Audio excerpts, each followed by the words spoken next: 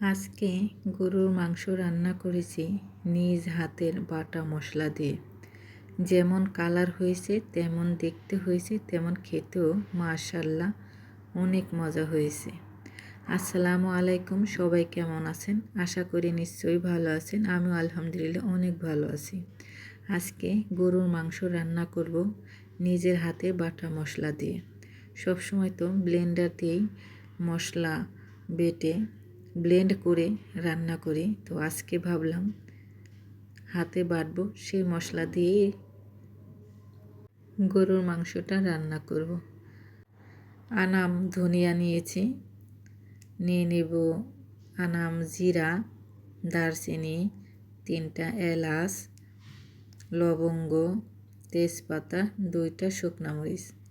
এটা ভালো করে ভাজবো, চুলার আঁচটা লোতে দিয়ে আস্তে আস্তে ভেজে নেব। মশমশা করব, কিন্তু কররা জানি না হয়, কালারটা জানি চেঞ্জ না হয়। হালকা করে ভেজে কি সুন্দর যে একটা ঘিরান হয়েছে, বলার মতো না।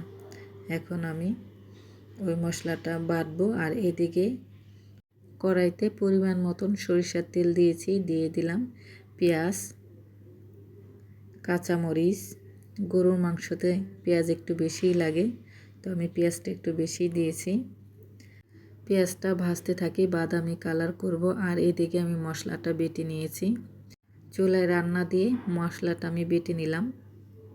আগের দিনের দাদিরা এরকমই করতো, চুলায় রান্না বসাই দিয়ে মশলা বেটে নিত, পেঁয়াজ মরিচ সবজি কেটে নিত।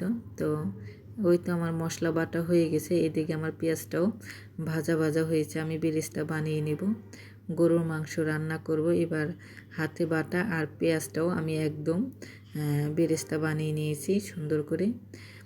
আর বেশি ভাজবো না, তা না হলে পোড়া পোড়া হয়ে যাবে। এখন আমি আদা রসুন বাটা দিয়েছি, আদা রসুন বাটাটাও আমি ভালো করে ভেজে নেব।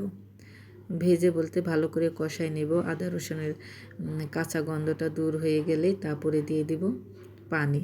এখন দিয়ে দিব হলুদের গুঁড়া, মরিচের গুঁড়া, ধনিয়া আর জিরা গুঁড়া অল্প একটু দেব, কারণ যেখানে আমি মশলাটা বাটলাম ওই জায়গাটা আমি কিন্তু অনেক ধনিয়া আর অনেক জিরা দিয়েছি, তার জন্য গুঁড়াটা একটু কম দিলাম। আর এই যে বাটা মশলাটা আমি দিয়ে দিলাম সবটুকু বাটা মশলা আমি দিয়ে দিয়েছি। এখন ভালো করে কষাবো নাড়াচাড়া দিয়ে। তো দিয়ে দিলাম স্বাদ মতন লবণ,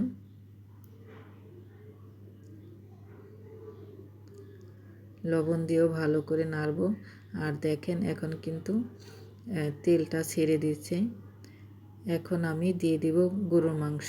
আজকের গরুর মাংসটা দেখতে অনেক ভালো হয়েছে, খেতেও অনেক ভালো হয়েছে, মাংসটা অনেক ভালো ছিল। তো আমি এখন সবটুকু মাংস দিয়ে দিব আর কষাবো। চুলার আঁচটা মাঝারিতে দিয়ে আস্তে আস্তে কষাবো, বেশি হাই হিটে দেব না। আর ঢেকে ঢেকে কষাবো, ঢাকনা দিয়ে ঢেকে। প্রেসার কুকারে মাংস দিলে তো তাড়াতাড়ি সেদ্ধ হয়ে যায়, আসলে ওই রকম কিন্তু মজা লাগে না। এটা না, গরুর মাংসটা যদি চুলার আঁচটা লোতে দিয়ে আস্তে আস্তে কষাইয়ে যদি রান্না করা হয়, খেতে কিন্তু বেশ ভালো লাগে। তো প্রেসার কুকারে দিলে তো তাড়াতাড়ি সেদ্ধ হয়ে যায়, গরুর মাংস কিন্তু বেশি সেদ্ধ হলে কিন্তু ভালো লাগে না, মাঝারি হলেই ভালো হয়। তো আলুটা ভেজে দিব। এখন আলুগুলো আমি ভাজছি। যে কোনো তরকারিতে আলু যদি ভেজে দেওয়া হয়, খেতে কিন্তু ভালো লাগে। আর আমার ভিডিওটি যে যেখান থেকে দেখতেছেন কাছে দূরে, তাদের অসংখ্য ধন্যবাদ। ভিডিও দেখার সময় একটা লাইক দিয়ে ভিডিও দেখবেন। আমার রেসিপিগুলো কেমন লাগে কমেন্ট করে জানাবেন। আমার ইউটিউব চ্যানেলটা সবাই সাবস্ক্রাইব করবেন। যারা করেছেন তাদের তো অসংখ্য ধন্যবাদ, যারা করেননি প্লিজ আমার ইউটিউব চ্যানেলটা সবাই সাবস্ক্রাইব করবেন। আলু কিন্তু ভাজা হয়ে গেছে, এখন আমি আলু মাংসের মধ্যে দিয়ে দিচ্ছি। দেখেন কালারটা কত সুন্দর আসছে। তো হাতে বাটা মশলা দিয়ে রান্নার স্বাদই আলাদা, কালারই আলাদা। দেখতে যতটা লোভনীয়, খেতেও কিন্তু দারুণ হয়েছে।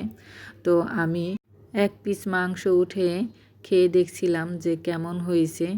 মাশাআল্লাহ, আলহামদুলিল্লাহ অনেক স্বাদ হয়েছে। তো আলু দিয়ে দিলাম, ভাজা আলু। এখন গরম পানি দিয়ে দিচ্ছি।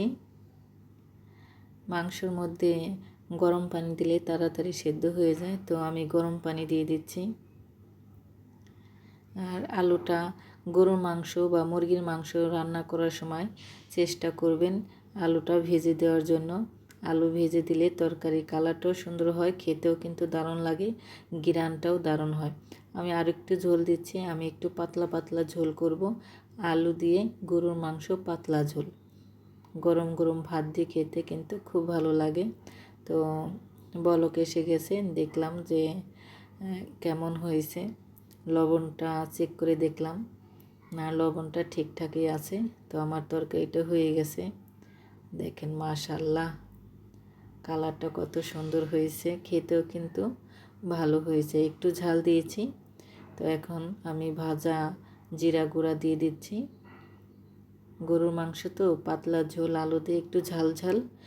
এখন চিতই পিঠা বলেন, গরুর মাংস দিয়ে আর গরম গরম ভাত দিয়ে, চিতই পিঠা দিয়ে, হ্যাঁ পরোটা দিয়ে খেতে কিন্তু খুব ভালো লাগে। দেখেন গরম ভাতের সাথে পাতলা ঝোল, এক পিস আলু জমে যাবে। আমার ভিডিওটি কেমন লাগলো লাইক কমেন্ট করবেন। আমার ইউটিউব চ্যানেলটা সবাই সাবস্ক্রাইব করবেন। ভিডিওটি দেখার সময় প্লিজ ছোট্ট হাতে একটা লাইক দিয়ে দেখবেন। দেখেন পাতলা পাতলা ঝোল, দারুণ হয়েছে। তো দেখা হবে নতুন একটা ভিডিওতে আগামীকাল। তো এই পর্যন্ত সবাই ভালো থাকেন, সুস্থ থাকেন, আমার জন্য দোয়া করেন, আমিও আপনাদের জন্য দোয়া করব। মাশাআল্লাহ, আল্লাহ হাফেজ।